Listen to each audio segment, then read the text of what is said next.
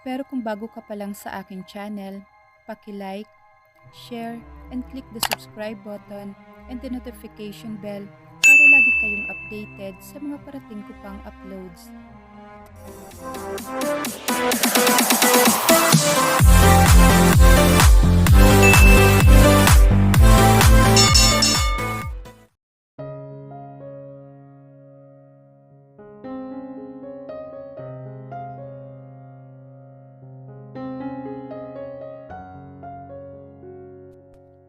Talong ni Dave si Calex at nakaharap ito sa kanya. Habang nilalaro nito si Calex by baby talking, kung hindi lang siguro kaaway ang tingin ni Camille kay Dave ng mga sandali na yun ay nakakatuwa na tingnan ang pagmasdan ng dalawa, lalo pa at dinig na tinig ang muntik at sunod-sunod na halakhak ni Calex. Napuno ng emosyon ang dibdib ni Camille. It's obvious na gustong-gusto ni Dave si Calex at mukha namang magiging mabuti itong tatay. Lalo pa at isang mayaman na tao si Dave, he could very well provide for Calex. What the hell was she thinking? Ang galit na sabi ni Camille sa sarili. Nang matauhan at mapagtanto niya ang mga sumagi sa isipin niya, hindi niya dapat iniisip ang mga ganong bagay sa kanya si Calex. Kanya, kahit pa sa tingin niya na magiging mabuti itong ama, kahit pa kayang ibigay ni Dave ang langit kay Calex. Dahil sa yaman nito, ay hindi niya pa rin isusuko si Calex ng gano'n na lang. Minahal na niya at inari na anak si Calex at hindi niya alam ang mangyayari sa kanya kapag nawala si Calex sa buhay niya. Baka malagutan siya ng hininga dahil si Calex ang kanyang buhay. Humakbang siya palapit sa dalawa na makita siya ni Dave. Oh, looks, Mommy's here! Ang nakangiting sabi ni Dave kay Calex na makita niya si Camille na humahakbang palapit sa kanila ni Calex at pareho silang natigilan ni Camille sa sinabi niya. Narealize niya ang naging dahilan sa kanilang dalawa ng mga salitang sinabi niya na tila ba isa silang pamilya. Napansin niyang namula ang mga pisngi ni Camille. Para silang isang pamilya. Sa sinabi niyang yon at kung titingnan sila ng mga sandali na yon, Camille cleared her throat. Halika Calex! Daddy na ikaw, bago mo ubusin ang kamay mo, ang malambing na sabi ni Camille kay Calex, habang kinukuha niya si Calex sa mga kamay ni Dave, at di maiwasang mahawakan ni Dave ang kamay ni Camille, and they both felt the electric shock na dumalay sa buo nilang katawan. Muntik na mabitiwan ni Camille si Calex. Nagulat siya sa naramdaman. She never felt that before, not even with Ryan. Stop this, Camille! Ang mariin na sabi niya sa sarili. Halos hilahin niya si Calex sa grip ni Dave at niyakap niya ito ng mahigpit. She kissed the top of his head at naupo siya sa kabilang dulo ng upuan, malayo sa lalaking nagbibigay sa kanya ng kaba at kakaibang pakiramdam. But Camille felt conscious. She could feel the heated stare he was giving her. Huwag kang paranoid, Camille. Hindi ikaw ang tinitingnan niya, si Calex, ang sabi ni Camille sa sarili. Nang maubos na ni Calex ang kanyang gatas, kinarga siya ni Camille para padighayin at nang makadighay na ito, muli niya itong inihiga sa sofa at naupo na rin siya sa tabi nito. I'm sorry, but I still don't know your name, ang sabi sa kanya ni Dave. Camille, ang sagot ni Camille. Dave nodded and he introduced himself. I'm Dave, ang pagpapakilala ni Dave, and he extended his hand for a handshake. Tiningnan muna ni Camille ang kamay nito. Sabay sabi sa sarili na, kilala kita, ikaw ang notorious na playboy. Then, she sighed at kinamayan niya si Dave. And it happened again. The electric current that flowed in their body shocked Camille. Kaya agad niyang hinila ang kamay niya sa grip ni Dave. I'm here to exert my rights to visit my son habang magpa-file pa ako ng case for custody. Ang sabi ni Dave, biglang bumalik ang galit sa dibdib ni Camille. Rights? Hindi mo pa nga napapatunayan na anak mo nga si Calex? Ang galit na sagot ni Camille. Sigurado akong anak ko si Calex dahil mismong kapatid mo ang nagsabi sa akin. Yes, it took a while for me to find her dahil hindi ko naman siya kilala. And the last time I saw her was when she went to my office and introduced herself and said that she is pregnant. Hindi kumibo si Camille. Ayaw niyang tanggapin kung bakit ginawa pa iyon ng kapatid. My God! Kung nalaman lang nila na si Dave ang nakabuntis sa kapatid, malamang na pinagbawalan na nila ito na huwag makikipagkita pa sa lalaking ito. Kaya, I'm also here to ask for a DNA testing, ang sabi ni Dave. Pero habang nagsasalita siya ay umiling na agad si Camille. Why? Ang galit na tanong ni Dave. Gusto mo bang may court order pa para lang sa DNA testing? Hindi pa rin sumagot si Camille. She was so scared. Unti-unti na kasing nangyayari ang kinatatakutan niya. If you're so sure na hindi ko anak si Calex, papayag ka sa iminumungkahi ko, ang hamon ni Dave. Not unless, takot kang malaman na tama nga ako. Hindi ako takot, ang mabilis na sabi ni Camille. She gritted her teeth, then she sighed. Wala rin naman siyang magagawa. Doon din naman ang punta nila kapag nag-file na sila ng child custody case, ang sabi ni Camille sa sarili. She nodded. Alright, sagot niya. Bukas, ang mabilis na sagot ni Dave. Camille vigorously shook her head. Hindi pwede, may pasok ako next week, ang sagot ni Camille. Although, alam niyang pwede siyang mag-leave dahil marami siyang vacation leave na di nagamit. Dave tried to contain his Irish temper. Talagang sinusubukan ng babaeng ito ang pasensya niya. Alright, pero dadalawin ko si Calex every day. Anong oras ka ba dumarating from your work? Ang tanong niya. She didn't want, but what's happening right now? Masyado nang nagiging involved ang lalaking ito sa buhay nila ni Calex. Hindi ko masabi, minsan matraffic, ang sagot ni Camille. Then, tanghali pa lang, nandito na ako. 6. Camille snapped on him. Ayaw niyang pumunta ito sa bahay nang wala siya. She thought, at ayaw niyang ma-stress ang mama niya ng dahil kay Dave. Dave smiled smugly on her. Then, I'll be here tomorrow at 6, ang sabi sa kanya ni Dave. Saka ito tumayo at lumapit sa nakahigang si Calex. Goodbye, Calex, ang bulong ni Dave sa anak. Bago niya hinaplos ang ulo nito, nagpaalam na siya kay Camille at tumabas na ito ng bahay. Dalawang magkasunod na araw, na regular na dumadalaw si Dave kina Camille.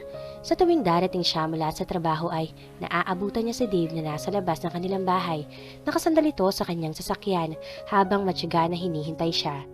At kahit pa ayaw niyang maramdaman ay humanga siya sa ipinapakitang pagtsatsaga ni Dave makasama lang nito si Calex. At alam na rin niya na nagiging tampulan na rin sila ng chismis ng mga kapitbahay dahil na rin sa presensya ni Dave sa harapan ng bahay nila. Dama ni Camille ang mga mapanuri at mga nagtatanong ng mga paningin na ibinibigay sa kanila ni Dave sa tuwing madadatnan niya ito sa labas ng bahay. Pagdating niya, Dave always spent almost an hour sa bahay nila at nakikipaglaro ito kay Calex at paminsan na tumulong ito sa pagpapadede kay Calex. At sa mga sandali na naroon sa loob ng bahay nila si Dave ay ang nanay naman niya ay pumapasok sa loob ng kwarto nito para magkulong at lalabas na lang ito kapag nalaman na wala na si Dave sa bahay. Laking pasalamat na rin ni Camille na maikling oras lang ang itinatagal ni Dave sa bahay nila. Hindi kasi niya matagalan ang pakiramdam na hatid nito sa kanya sa tuwing kasama niya ito. At sa mga nagdaraang araw ay halos di na siya makatulog at makakain dahil sa palapit kasi ng palapit ang araw para sa DNA testing ni Calex at Dave. Pagbaba ni Camille ng jeep, she anticipated to see Dave standing in front of their house while leaning his back against the driver's side of his expensive car. Pero laking gulat niya nang makita ang harap ng bahay nila na walang kotse at walang Dave na nakatayo. She looked around para masigurado nga niyang wala ito. Then she sighed with relief nang masigurado niyang wala si Dave. Nagmamadali siyang pumasok ng bahay. At last, bumalik sa normal ang kanilang buhay. Sana nga ay tuluyan ang hindi magpakita ang lalaking iyon. Ang masaya at umaasa na sabi ni Camille sa sarili. Tuwang-tuwa si Camille. Para bang biglang lumiwanag muli ang buhay niya dahil nawala na ang makapal at padilim na ulap sa buhay nila sa katauhan ni Dave. Agad niyang sinilid si Calex sa crib nito. Mahimbing pa rin itong natutulog. Isang matamis na ngiti ang gumuhit sa pisngi ni Camille at marahan niyang hinimas ang malambot na pisngi nito. Mabilis siya nagpalit ng damit na pambahay at ipinusod niya ang kanyang buhok. Lumabas siya ng kwarto para batiin ang kanyang mama na nasa kusina at naguhugas na ito ng bigas na nasa kaldero para isaing. Ma, kamusta po ang maghapon ninyo? Ang masayang tanong ni Camille sa ina at lumapit siya sa ref para kumuha ng malamig na tubig. Camille, dumating ka na pala? Hindi ko na malayang dumating ka. Mabuti naman ang araw ko lalo na at di sumulpot ang damuho na yon. Ang sagot ng mama niya. Di napigilan ni Camille ang tumawa. Sa sinabi ng kanyang mama, siya rin ay masaya at di dumating si Dave. Lumapit siya sa kitchen counter para kumuha ng baso sa plastic na dish drainer. Nagsalin siya ng malamig na tubig at sa kanya iniangat ang baso sa bibig para inumin ng malamig na tubig. Nga pala, ubos na ang gatas ni Calex at saka diaper. Wala na siyang gagamitin mamaya, ang sabi ng mama ni Camille. Tumango-tango si Camille. Pilit niyang itinago sa kanyang ngiti ang isipin niya at iyon ay ang lumalaki niyang expenses. Sige po ma, mamaya po ay lalabas ako para bumili. Sandali lang po at isasama ko na rin si Calex palabas kapag nagising na siya. Ang sagot ni Camille. Oo nga, nang makalabas naman ang bulinggit na yan. Ang sagot ng mama niya. May ulam na ba tayo mama? Ang tanong ni Camille. Lutong ulam lang ang binili ko kanina, may natitira pang ulam sa ref. Ang sagot ng mama niya. Sige po, bukas wala naman akong pasok. Mamamalengke muna ako tapos ipapasyal namin ni Ryan si Calex. Mag-grocery na rin siguro kami. Ang sagot ni Camille. Sige mama, punta lang ako sa kwarto. Pagpasok ni Camille sa loob ng kwarto ay sinilip niya si Calex sa kanyang crib at napangiti si Camille na makitang gising na si Calex at isinusubo ang kamay nito. Natawa si Camille. Gutom ka na ba, Calex? Ang malambing na tanong ni Camille. Ngumuso naman at nanlaki ang mga mata ni Calex sa kanya at humalakhak ito. Napakabait na ni baby Calex. Hindi ito iyakin. Umiiyak lang ito kapag gutom o puno ng ihi o may pupo na ang diaper nito. Kaya naman kapag nagulat ito habang tulog, binuhat ni Camille si Calex na bumibigat na para ilabas mula sa crib. Inihiga niya ito sa kanyang kama para palitan ng damit at diaper. Nag-iisa na lang ang diaper nito sa cabinet. Napabuntong hininga si Camille.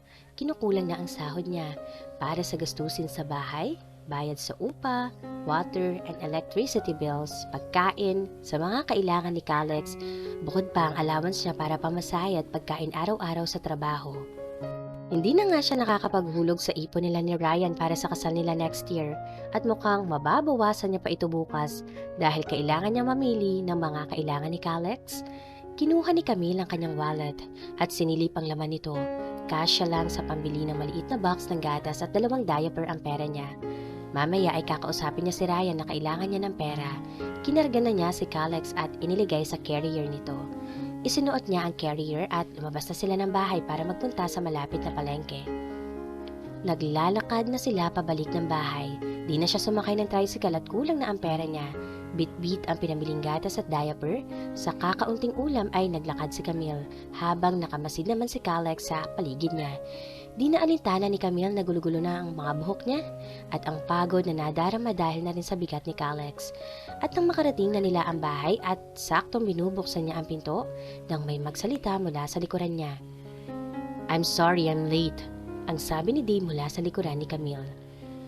Huli na nang makarating si Dave sa bahay nila Camille. Tiningnan niya ang oras at nakita niya na lagpas na ng oras na pagdating ni Camille sa bahay nito. Ibig sabihin, kailangan niyang katukin muli ang punto ng bahay nila Camille para makapasok siya sa loob at makasama ang kanyang anak. At hindi talaga pumapalya sa tuwing maiisip niya ang kanyang anak ay hindi niya mapigilan na hindi ngumiti na malapad. Itong mga nakaraan ng araw nga ay mula nang malaman niya ang tungkol kay Calex, mas naging inspirado siya sa trabaho. Mas nalimitahan na rin ang pagpunta niya sa mga clubs at bars na madalas niyang puntahan kasama ang kanyang best friend at business partner na si Ace. Though hindi siya huminto, nabawasan naman ito. At sa tuwing lalabas naman siya para mag-party ay hindi na siya inaabot ng 10 oras sa labas ng bahay. At dahil iyon kay Calex. Yes, after all this year ay nagkaroon din siya ng anak. At kamukha na kamukha niya ang nangingiting sabi ni Dave sa sarili habang nagmamaneho.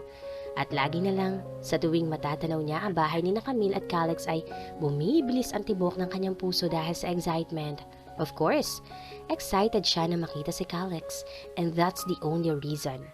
Pagdating niya sa lugar nila Camille at nakita niya na may nakaparada sa harapan ng bahay nito, kaya naghanap pa siya kung saan niya pwedeng iparada ang kanyang sasakyan. Nakakita siya sa kabilang side ng kalsada, hindi naman kalayuan mula sa bahay ng mga ito. pagkatabi niya ng sasakyan ay pinatay niya ang makina at natanaw niya mula sa bintana si Camille na naglalakad at bitbit nito sa harapan ni si Calix. Mabilis siyang bumaba ng kanyang sasakyan at mabilis na tumawid ng kalsada at naabutan niya si Camille na nakaharap sa sarado na pinto ng bahay nito. Sa kanya ito binati. Camille turned around quickly. Di siya makapaniwala. Akala niya ay balik sa normal ang buhay nila ni Calix, pero narito na naman ang lalaking ito para pestihin siya. Ang di makapaniwala na sabi ni Camille sa sarili. Camille looked at the smiling face of Dave, ang ngiting nagpapakilig sa mga babae na halos ikalambot ng mga binti nito. Pero paano niya nasabi na nakakakilig ang ngiti nito? Ganun ba ang naramdaman niya? No, syempre hindi. Ang pagtanggi niya. Napabuntong hininga si Camille. Kung tutuusin, maayos naman ang pagharap nito sa kanila. Kaya paano niya nasabing pinepesta siya nito? Dahil ba sa takot siyang makuha nito si Calix o dahil sa kakaibang pakiramdam na hatid nito sa kanya?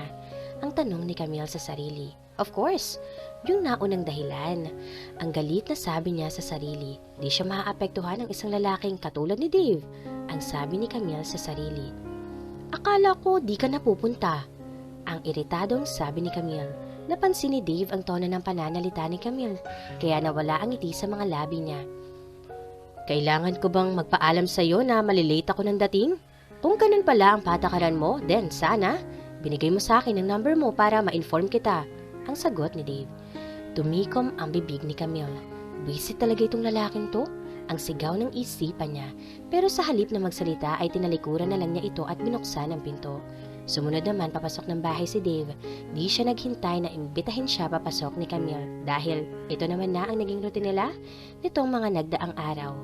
Ipinatong muna ni Camille ang dalang plastic sa ibabaw ng center table sa salas para maialis niya si Calix sa carrier nito. Napakabigat na nito at napakalaki para sa isang baby na 3 months old. Mukhang nagmana ito sa kanyang ama, ang sabi ni Camille sa sarili. At napasuluyap siya kay Dave na sa tingin niya ay nasa 6'3" ang height. Umabot lang siya sa balikat nito. Akin na muna si Calix. Ako na muna magkakarga sa kanya. Mukhang pagod ka na. Ang sabi ni Dave. Ayaw man ay ibinigay niya si Calix dito. And the moment Dave held Calix at nakita siya nito, ay isang malapad na ngiti ang gumuhit sa labi ni Calix. Hello son. Ang bati ni Dave sa anak at isang tawa ang iginanti nito, kaya lumapad ang ngiti ni Dave. Camille swallowed hard. Di nga maitatanggi na anak ni Dave si Calix dahil carbon copy ang mukha nito sa ama. Pero di siya susuko, di niya kakayanin na mawala si Calix sa kanya. Napansin ni Dave ang laman ng plastic na nakapatong sa lamesita. Tinignan niya si Camille na hinihimas ang masakit na balikat nito. Wala na bang gatas si Calix? Mamili muna tayo? Ang sabi ni Dave kay Camille. Parang napahiya si Camille na makita ni Dave ang isang maliit na box ng gatas at 2 pirasong diaper. Ano na lang ang iisipin ng lalaking ito? Hindi niya kayang mag-provide para kay Calix? Camille stood up straight and looked at him defiantly. Kaya kong mag-provide ng gatas para kay Calix, ang mariing sabi ni Camille kay Dave. Dave's gaze fell on her chest at tumagal ito doon. Namula ang mukha ni Camille at alam niyang manipis na t-shirt lang ang isunuot niya dahil sa inakala niyang di ito pupunta. Dave looked on her again and gave her an amused smile. Well, I can see that, ang sagot nito. Hindi iyon ang ibig kong sabihin, Camille said while she gritted her teeth. Oh, hindi ba? But I can say you're well equipped. Ang dagdag pa ni Dave, kaya lalong namula ang mga pisngi ni Camille. Dinampot ni Camille ang plastic sa lamesa na may laman ng kanyang pinamili at tinalikuran niya si Dave. Mamimili tayo or I'll stay here longer. Ang banta ni Dave. Tumikom ang mga kamay ni Camille. Magpapaalam lang ako kay Mama. Ang sagot ni Camille na di man lang lumingon kay Dave. Saka padabog na naglakad papunta ng kusina. Isang ngiti naman ang gumuhit sa mga labi ni Dave. Tanda na siya ang nanalo sa kanilang dalawa.